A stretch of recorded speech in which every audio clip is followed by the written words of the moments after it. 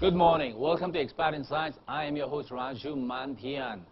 Before we start on the subject matter of today, let me wish you a Happy New Year and also hope that you stayed away from the fire and firecrackers. So that's it. Happy New Year. And here at Expat Insights, we take external views of internal successes by foreigners, expats, immigrants, and other nationals who have made Philippines their home. Today, this morning, Friday morning of 9th of January, 10th of January, 10th of January, we have a guest from France. He doesn't live in France.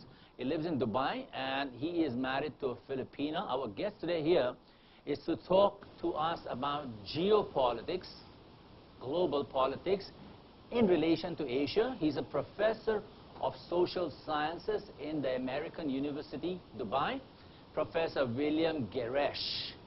Good morning. Good morning. Welcome to Expat Insights, Professor. Thank you for this invitation. Yeah, so Happy New Year and welcome to the Philippines. Thank you. So, Professor, before we talk about geopolitics, you are the specialist there and you know the subject matter. And I'm so happy that you come to share and teach us something about understanding politics globally. Tell us a bit about how you like the Philippines first. How I like the Philippines? Very much, because I've been working on this country for now 15 years, because I used to live here in 1998 until 2001, and well, so I have continued my work and research on the Philippines, because I'm a historian by training, and well, geopolitics is very close in terms of objective to achieve when you want to understand how certain areas work, and it's just fascinating to analyze in depth this country to that extent. So that's why I'm a historian, but also not an expert. I would say a specialist of geopolitics. Specialist in geopolitics. Well, why do I like this country? Well, for the good and the best, and only, not the bad. But I really like this country because it's well, there is something it's very special. There is nothing like the Philippines in the world. So it's at the crossroads of many cultures, of many influences, and it's a very complex country. So, well, yes, because when you're a foreigner, when you stay for a while in the Philippines, especially, and let alone in Manila, so it seems that it's very Americanized, but it's not. It's not only American, but it's well, a blend of different influences. That's why I find it very interesting and just fascinating, because it's a never-ending research to understand how it works and the mindset of the Filipinos. But it was very interesting what you said about me and how you introduced me, because you said I'm French. Well, it's given, but yes, in terms of mindset, somehow I'm French and very European. Right. But, well, is it me? Is it my identity construction? I'm not completely sure of that. Many years ago, before coming to the Philippines, I would have said yes. Right. But now it's a bit different. Great, great. Thank you for correcting me, for calling you French. I meant a national from French. I didn't mean a French person by spirit, mind, and body. I meant a French national. But precisely, when you analyze geopolitics, it's very important to take into account mindsets. Oh, okay. And the way you perceive the world. When I arrived in the Philippines, it was a cultural shock, because I thought... Back in 98. 98, yes, because I thought that the world would be the same.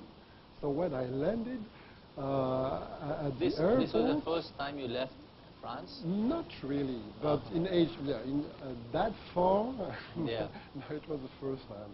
And I remember, so I just wanted to get my bags, and well, so of course it was immigration and people there, and I just didn't understand what these people wanted, and it was basically money. And when I realized what that was, oh, wow, all right, so that's different. And it took me more than a year just to understand that we were somewhere else, and and just to understand that the world doesn't revolve around Western Europe, let's say, not even France. But from your own land, it doesn't revolve around and it. that's why, because it's very, well, it's tangible, so this mindset. And because we cannot give up, and also that's how we perceive the world. And especially when it comes to politics and, well, to behave or to, that's it. Yeah. Before you really download the lecture on geopolitics on us, no, I have a couple of questions. One question is, in the period of 98 to 2001, you said you were here for researching history, or was that a certain assignment? Can you just give us, so we have a picture of the context? No, I used to teach here at the French school. At the French school? Yes, so that's why. But actually, it was a good opportunity. And, right. so, but I'm a historian, so I worked in the archives of the Commonwealth, and precisely on Manuel Quezon. Well, every week I went to the National Library to explore these fascinating archives, and I wrote a book on Manuel Quezon, wow. and it came out in 2004. Well, unfortunately... You've written 2 books, am I right? Well, a bit more. So, but anyway, yeah. So that was my second book yeah. on Manuel Quezon. Yeah. And precisely, so he was also at the crossroads of many cultures, and that's why I found it very interesting to analyze so the way he behaved and so how he dealt with the Americans before and after the Commonwealth. So now the second question that I had on my mind was that in 98 when you came here on a project basis, and now you are very intimately related to the Philippines because you have a Filipino family and you live in Dubai. So how do you perceive the culture today, 15 years later, having lived with, having become half Filipino in family terms? I don't think so. So okay. I'm white, and I will remain white.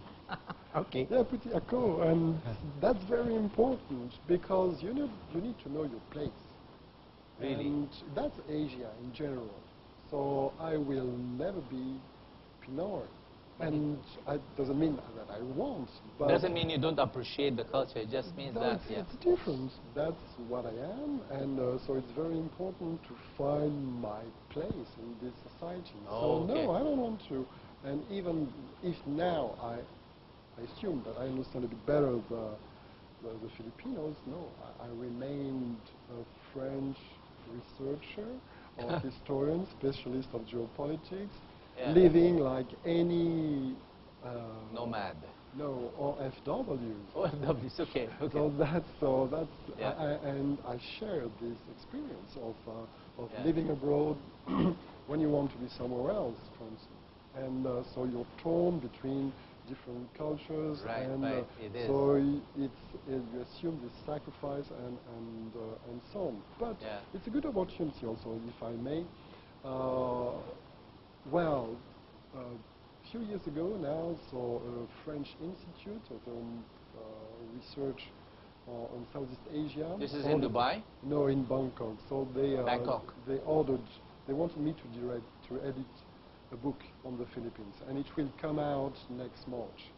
So this was in Bangkok? No, but it was in, so the institute lies in Bangkok, but so I edited a book on the Philippines. Right. 700-page book. Wow. And what's the book called? Is this the same one? Contemporary Philippines. Contemporary Philippines. And I tried to depict, or just to give a snapshot of the Philippines. So 700 pages. Yes, and it's just not possible. It's, let's say, basically what you can say on Manila and the lowlands in general, and few issues. But no, that's why it's very complex. Even with 700 pages, it becomes still a small snapshot. But precisely, I would say that's my role to bridge the gap between different cultures. That's your mission. And mission, I don't know, because it's a big role. Okay, role. Yeah, okay. Mission, why not? So why not? But just to let people and, let's say, tourists or expats know that what they see, what they live is probably different. And so this attitude, how the French, but not only the French, so many expats, how they patronize the Filipinos and so well, they just don't understand our needs. That's why. So this book will try to fulfill this. So let's take a couple of minutes break, for the commercials. Then we'll come back and start on the subject matter of geopolitics. I wanted to ask you to define politics, but we'll do it right after the break. Is that okay? All right. So stay with us. We are with Professor William Gueraiche of the American University in Dubai, and he is giving us insights on geopolitics and, of course, in relationship to Asia and Philippines. So stay watching. This is Expert Insights. I'm your host, Raju Mandhyan. Good morning. Welcome back to Expert Insights. I'm your host, Raju Mandhyan. This morning on Expert Insights, we are talking to Professor William Gueraiche, I hope I'm pronouncing that right, of the American University in Dubai, and we are talking about geopolitics and Asia. So, sir, define to us now. Geopolitics? Yes, sir. Geopolitics was invented by the Germans in the late 19th century. So it was, or by geographers. So the big names are Ratzel and Haushofer. So they define new concepts like Lebensraum, literally. Like, I'm sorry? Lebensraum in German, which is literally living or vital space. And it was the backbone of the Nazi policy and before the Second World War. Meaning, so the Germans must occupy and live in Central Europe. So that's why, so the beginnings and this marriage with the Nazi ideology, so hampered the discipline. And it was reinvented in the 1980s in France and in Germany. So also it's a new way to analyze how the tensions crystallize on certain areas. So, for example? For example, so the best case study when you analyze geopolitics is Palestine. Palestine, okay. Palestine and Israel. Mm-hmm. So who's right, who's wrong? And precisely, so that's the methodology in geopolitics to take into consideration the different mindsets. Because for the Arabs, living in Palestine or living abroad, so the Palestinian diaspora, they think that Palestine is their own country, which is not untrue, but it's their mental representation, perception of this area. And for the Israelis, it's exactly the same. So they think that in 1948, they recreated biblical Israel, or the kingdom of Israel. So that's why in geopolitics it's very important to take into account so the different perceptions and not to take sides. But so let me understand. You're saying that the Palestinian diaspora sees their geographical space. It's a perception of their mind as a group. Yes. Similarly, with the Israelis, the geographical space is a perception of their mind, the diaspora, not an individual. Based on objective factors. Based on because they were born in this land, call it what you will. Well, say Palestine, and they are Arab, Muslim, but, well, at some point in history, so they had to deal with occupation. It's like colonization, and let alone after 1967, the Six-Day War, when Israel occupied the territories.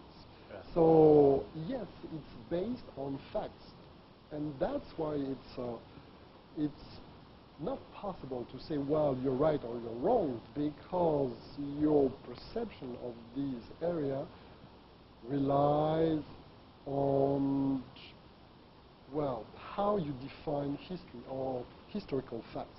And you can manipulate How you interpret historical facts. It's like nations, for instance. Right. So nations have been built, because it still continues, but from the mid-19th century onwards. And because they are states with boundaries, with borders, Yeah. but the people living in the states, so they don't necessarily form a community, which right. is Because it could be very large, yeah. like India and Pakistan. Right, it could be very large, yeah.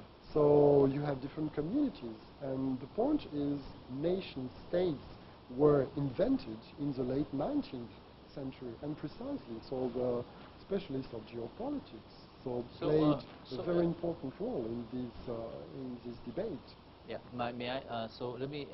This is new stuff for me. So in fact, one of the questions that usually is on my mind is, who decides where the borders are? Yeah. How do we come to an agreement like this is where we cut up the lands? This side is yours, this side is mine.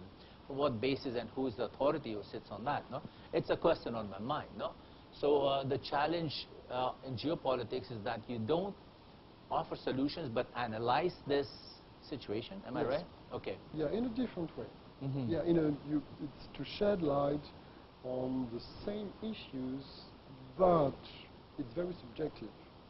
So, and again to take into account the people involved in these issues, and that's the difference between international relations, for instance. That's my question. Yeah, what for is instance, in Palestine, so if you analyze from this perspective, so international relations, so you deal with the Israeli government, right, and how the Israeli government so maintains or not good relations with the Palestinian National Authority.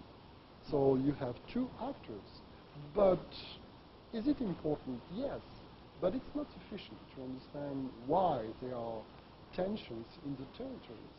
So geopolitics is a way to, well, to change the focus and to see from grassroots level what the people there and the different actors have in mind. That's why it's a bit so besides the administrations, besides the government, besides the associations that manage the country, you're also taking into account information and data from grassroots, small communities living in the neighborhood. Is yes. it? Yeah? It could be these, yeah. but also two big nations like Japan and China. Right. Sure. And, well, so the different bones of contentions between these two states, so rely on also mental perception, because there is hostility on both sides. Obviously, if someone was to step on land that I consider mine, yes, I would become aggressive, no? So if it's a larger community and they think that somebody's stepping on their land, or at least claiming rights on that land, so it would become an issue, no? So geopolitics thus is the study, it's the analysis, but you don't prescribe solutions. Is there anyone who takes charge and prescribes solutions, any body internationally? Yes, decision makers. And so there is a distinction between researchers and decision makers. So I know that there are think tanks and specialists of social or political sciences who claim that they have solutions, but I would say it's not our job. So it's not our job, yeah. No, and first and foremost, it remains to understand how it works and why. So we have tensions there and how complex it could be. And afterwards, so in politics, it's a different field. Right. So is there a way out of this? Is there something that we can follow, like take a yardstick and say this is there something? No, because it's very different from one territory, from one space to the next. Mm-hmm. And that's why it's fascinating. Of course, you have similarities. For instance, how to use rivers and water. So because it's a big deal worldwide. Right. So if a river runs through two different We communities. know that upstream states have an asset on downstream states, for instance. But, Right. well, it's Turkey versus Iraq. Okay, for example, just for example, yeah. And, but it's not true with Egypt and Sudan. Mhm. Because Egypt uses the Nile resources and cannot afford to have any dam upstream. And the Sudanese government has no Oh, gosh. no room for negotiation, because it would be war immediately if Sudan decides to build a dam upstream. So Right. that's why it changes. So you have the same case or the same elements, but different case studies. Different agendas too.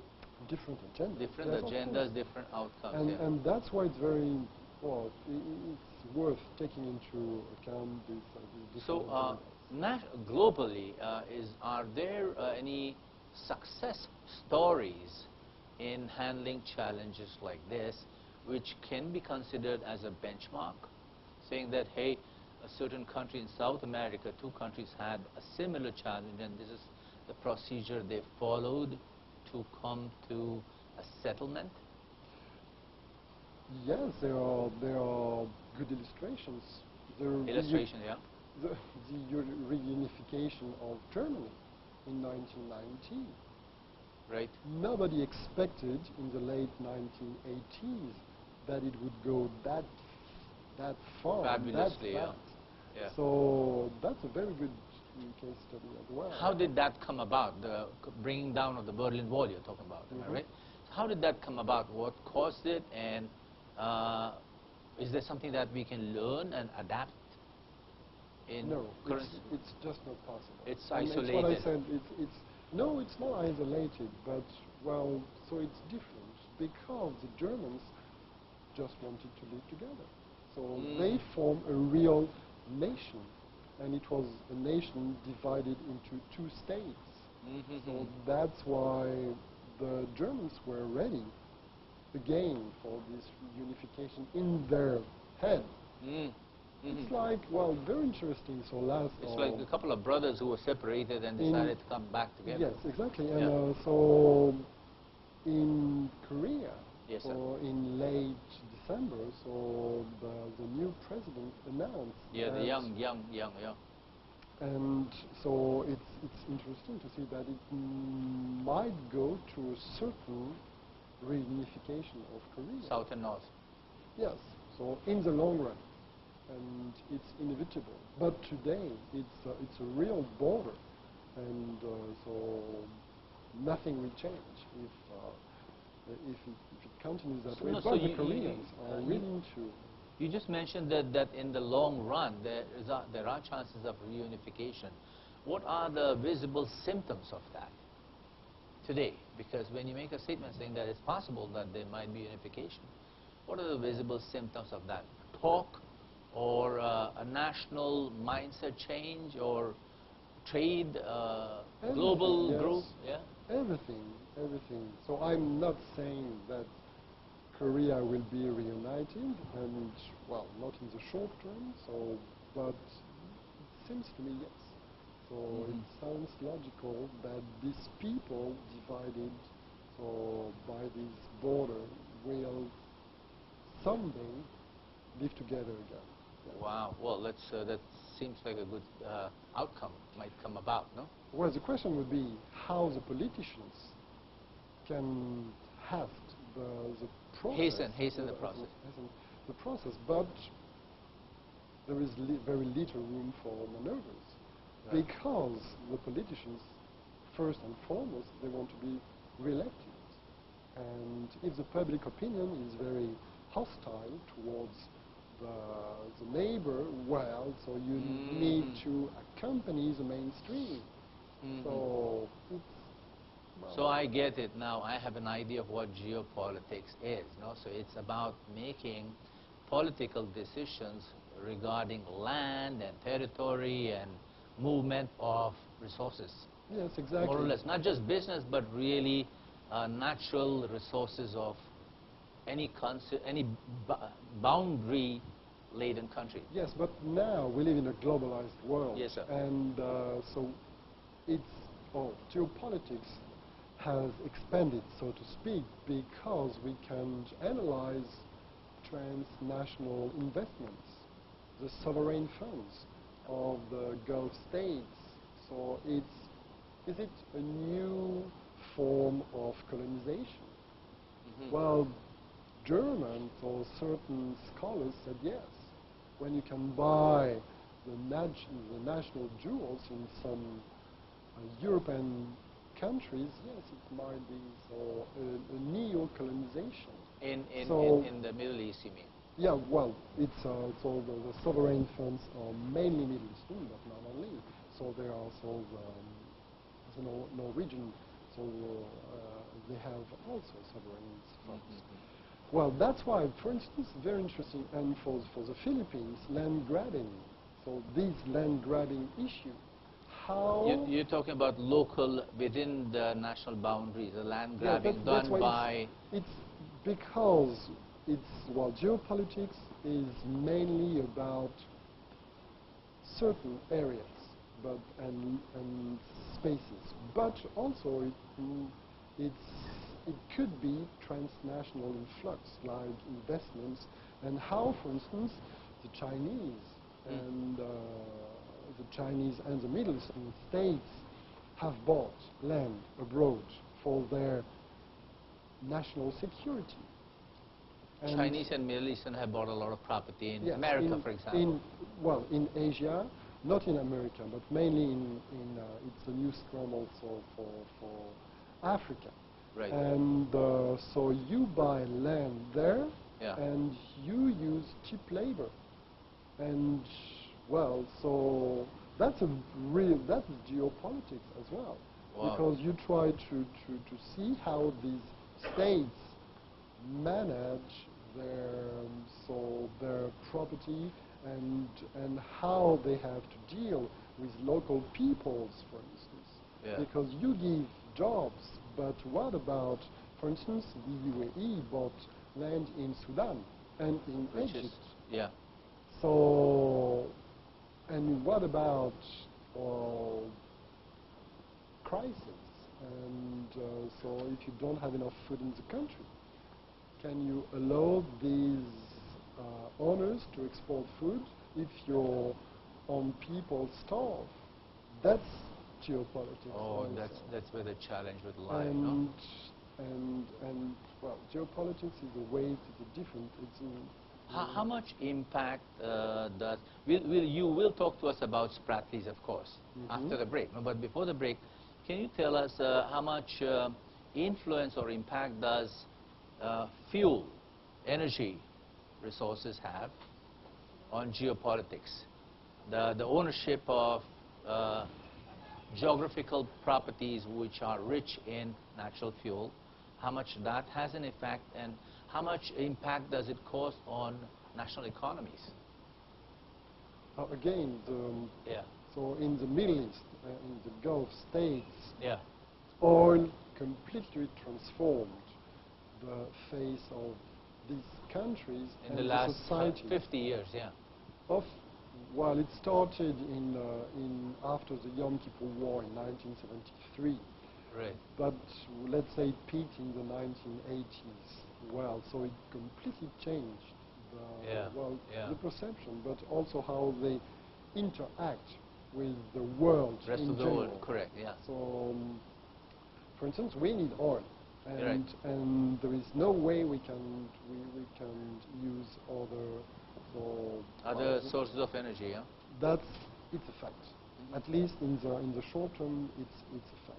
So there is a market, and in the background, different actors compete for these resources, and very aggressive states like China and Japan. Japan was the first in the late 1970s, so to secure So it's all energy consumption needs. Absolutely. Yeah. So that's why. So it How exactly did they secure their energy consumption needs back in the 70s?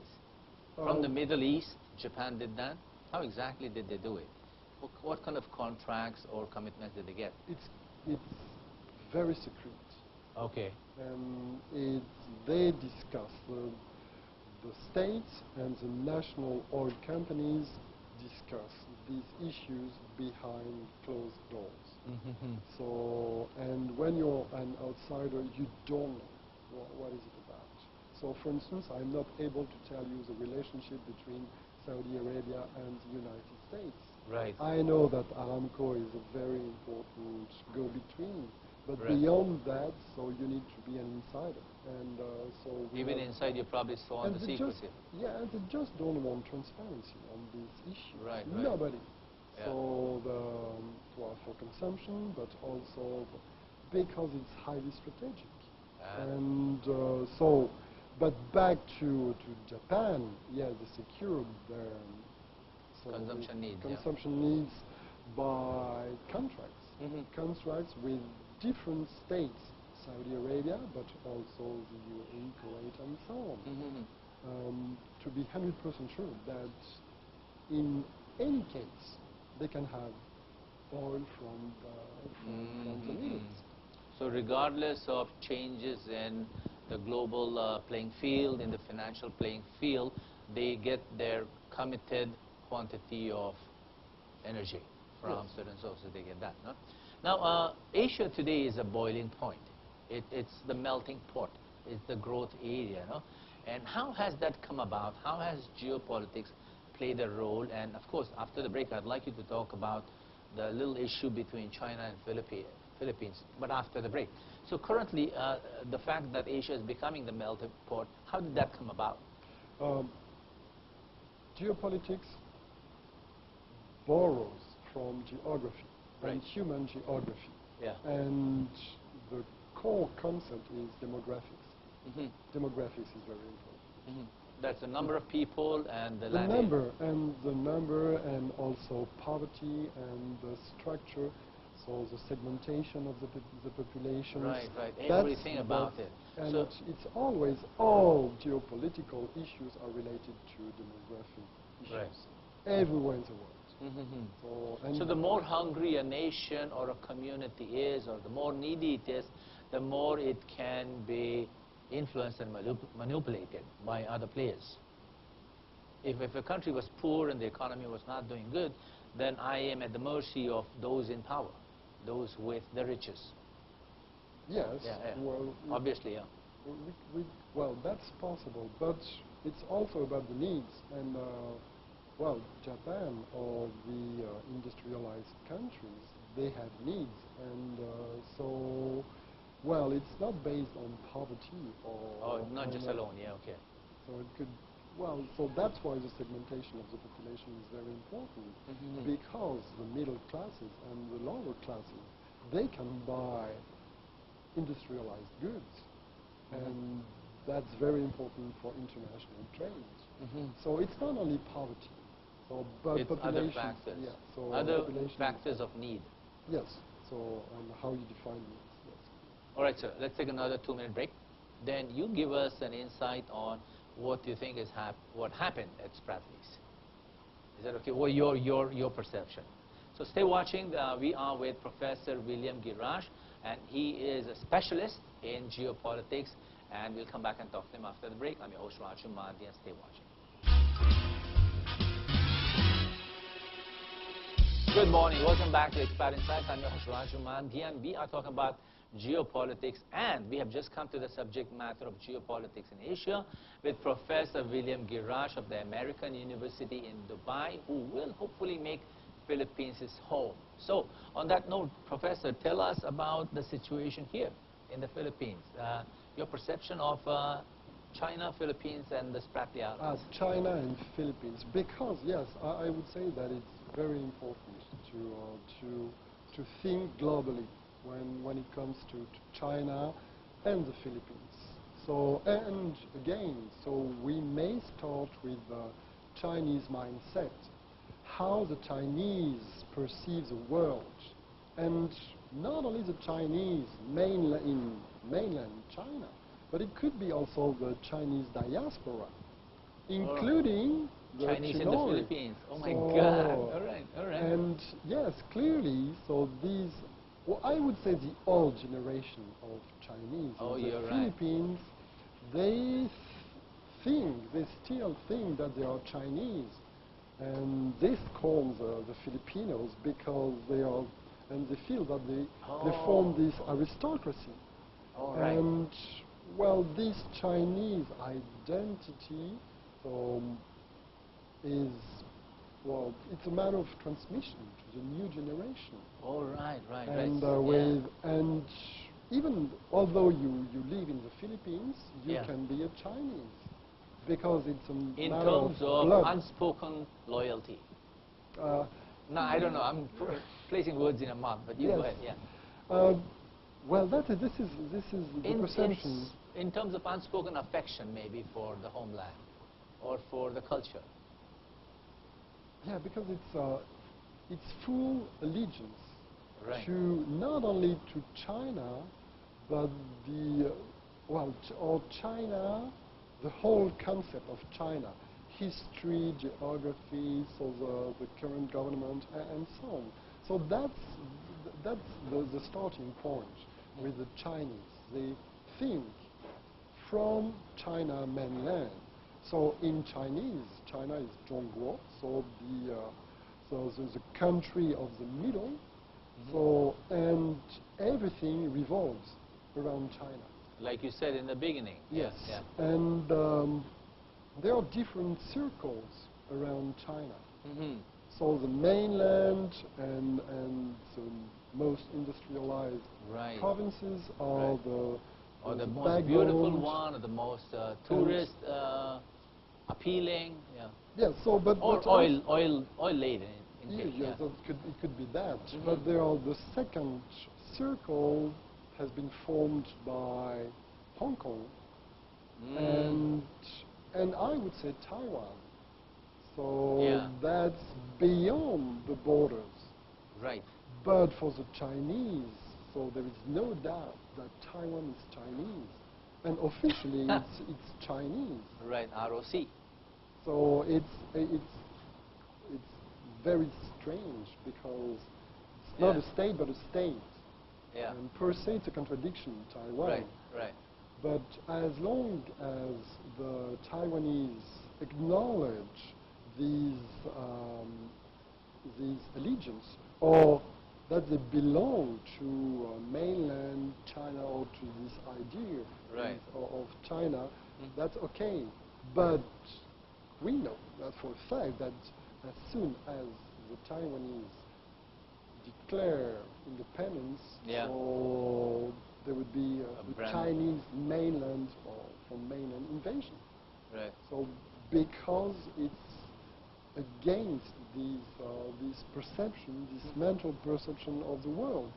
This is why for the Chinese, but it started with the Yellow Emperor in the late 1st century BC, the unification of China, and it has continued until today. So they almost 2,000 years. Yes. More than, Yes, and despite many invasions, and that's very interesting because it's probably the only country in the world that the invaders became Chinese. So that's the power of the Chinese. But to finish with the different circles, the circles around China, everything revolves around mainland China and at the fringes of Asia, because the Lebensraum, so the German would say. How do you say Lebensraum in English? Well, so Leben is life, and home is space. And so the living, but the vital, space. Vital. So it's the territory we must live in, which would be a better translation than living space. So for the Chinese, clearly, it takes place in Asia. Mm-hmm. The world is Asian. Mm-hmm. And from, we would say, the Middle Ages, the Chinese have had no claim on other countries or states beyond Asia. Right. So right. that's very important, because the Philippines, somehow they are Chinese. That's also the perception. And that's why, so it was out of the blue in 1997, the first claim of the Chinese government of the Spratleys, but it makes sense. And for the Chinese, it's legitimate. From their mindset, from yes, their perception. absolutely. Well, so the Chinese government has an agenda because it's oil, it's fishing resources. Right, right. They but put up a rig there, I understand, which was eventually moved. Yes. Yeah. But otherwise, for the Philippines, well, so it's for me crystal clear that it's not. I'm not saying that because I like the Philippines, but well, objectively, so yeah, the Spratleys are Philippines. And Philippines, okay. Historically speaking, so it started with in 1898 with independence and the Treaty of Paris. So it was included in the treaty. So how should a nation or a community avoid such skirmishes? What would be a strategy for us to stay safe and not let this issue blow up next time for Philippines? Like never bring up the discussion anymore. That's ours and that's final. What would your recommendation be? It's a different field because recommendation I'm not especially, but never I can give you my point of view on this. So the Chinese, how could I phrase this? I would say they just understand force and battle of powers. Right, and right. Clout. So mental. yes, so and the point now for the Philippines is to find reliable allies, and so it's not about geopolitics, but well, it is in a way, yeah. And yes, so it starts from there. So how? So it's a bone of contention between the two or three, because or even four with Taiwan and Vietnam, how they are involved in this issue. But the point is, will the Americans defend or support the Philippines against China? It's another superpower. How will they play a hand? And because it's a bilateral relation between China and the United States. Okay, I get it. And we don't know for sure. And eventually, so as usual, the Americans will defend their own interests. Hopefully that's us. And if they have no interest to defend or to support the Philippines, they won't. I get it. Well, during the Cold War, so let's say until 1992, and the bases, the U.S. bases in the Philippines, it was a real and tangible threat over the U.S. facilities, because it's just a few kilometers away. But now I'm not sure that the Americans will strongly support the Philippine government against the Chinese. Let's keep our fingers crossed on that one. Oh yes, clearly. So Professor, thank you very much. Our My time pleasure. here on Expat Insights is up, and thank you for all those wonderful insights and giving me and my audience a great perception of what geopolitics is. Now, so last few words for yourself. Your plans for the Philippines, are you going to make this your home? Eventually. So like all OFWs, I don't know yet. And so I need to find a good compromise between living abroad and coming between back. Strengths, resources, and geopolitics. So for instance. Gracias, and I don't know how you say thank you in French. Merci. Merci beaucoup. Merci beaucoup for being on Expat Insights. My pleasure. Thank you very much. So good luck, and hope you keep teaching good stuff for the rest of your life. And one day I hope to get the hand on the copy of Manuel Quezon, the book that you wrote someday. So That was Professor William Gueraiche, and you heard him talk about geopolitics in Asia. Next week on Expert Insights, we'll have a gentleman called Ron McCormick. He's an American, and we will be talking about the publishing media next week. Good night, mabuhay. I'm your host, Raju, and thank you for watching Expert Insights.